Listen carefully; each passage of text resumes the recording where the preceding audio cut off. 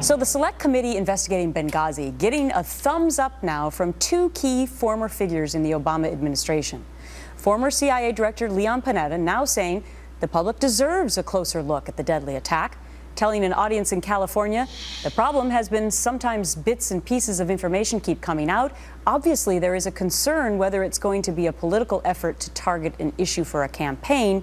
I hope Democrats participate, and it really is a legitimate effort. And former CIA Deputy Director Mike Morell, who has testified about Benghazi several times, saying he too welcomes the new investigation, saying, quote, if you look at the polling numbers, a not insignificant percentage of the American people still have questions. So joining me now, Chris Plante, radio talk show host of The Chris Plante Show, and Leslie Marshall, syndicated radio talk show host and Fox News contributor. Hopefully I'll do better introducing you guys and speaking than I did with that a lot and not. All right, so Leslie, you have two top Dems now, most importantly in the administration of President Obama, who say, yeah, we kind of like this select committee. Is this going to nudge the Democrats onto the panel? Well, I'm one of those Democrats, although not as big in name as those guys, Gretchen, that thinks that Democrats should be a part of this. Although I do feel that the findings will be the same as the 5 former investigative committees, especially the nonpartisan Senate Intelligence Committee, that all 5 have not found that Hillary Clinton was responsible or negligent in her duties, or that there was any cover-up or conspiracy by the White House, the president, etc. I think that this committee will find that as well. But I think Democrats need to be a part of that process, although I don't think there's going to be anything new that comes out as a result of it. But Chris, why would both of these key figures say that they think the Select Committee is a good idea? Because they're involved in this whole situation. It just strikes me as odd, since many Democrats have come out and said, why bother with the committee?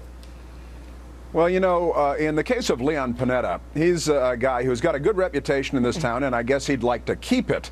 I think an awful lot of people in this administration are not going to walk away with their reputations intact. I suspect Leon Panetta would like to do that. I think that he's being an honest broker here, quite honestly. And when it comes to Mike Morell and the statements that he made, they were kind of interesting in a couple of different ways. You know, he's a crafty guy. He speaks with great deliberateness. And when he talked about the poll numbers, a lot of Americans would like to find out what actually happened here. And I would disagree with Leslie on the merits of this investigation. Yeah. We've found out a lot in the interim since the last investigation. But one of the things that Mike Morell said that I thought was pretty interesting is that the intelligence community didn't politicize the Benghazi episode. Now, in doing that, I speak fluent Washington, and in doing that, yep. What he was doing was, in effect, pointing the finger at the White House and the State Department when it comes to who politicized it. We now know that the CIA didn't put that videotape in there, right. So someone else did. Well, maybe in the Select Committee we will finally find out the answers to all those questions. Okay, in the meantime, former President Bill Clinton now weighing in on speculation about his wife Hillary's health after she suffered a concussion in 2012. He just did this moments ago. Listen. First they said she faked her concussion, and now they say she's auditioning for a part on The Walking Dead. They went to all this trouble to say that she had staged what was a terrible concussion that required 6 months of very serious work to get over. Something she never lowballed with the American people, never tried to pretend didn't happen. Now they say she's really got brain damage. You think they're just trying to? If she does, then I must be in really tough shape, because she's still quicker than I am.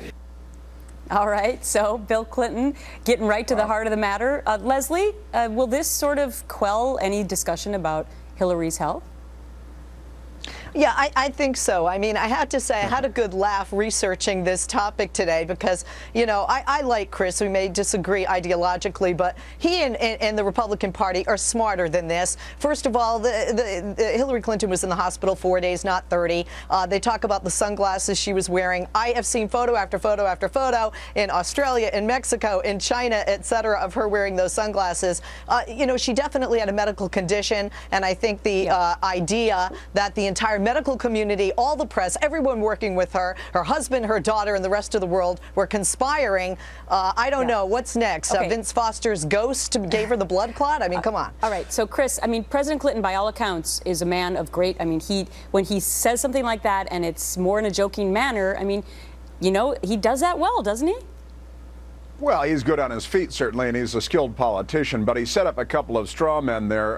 Karl Rove didn't use the term brain damage. He suggested traumatic brain injury, TBI. She suffered a contusion, including a blood clot behind her right ear, and it affected her eyesight. That's a legitimate question. Now, he set up a couple of straw men in saying that they said she faked it.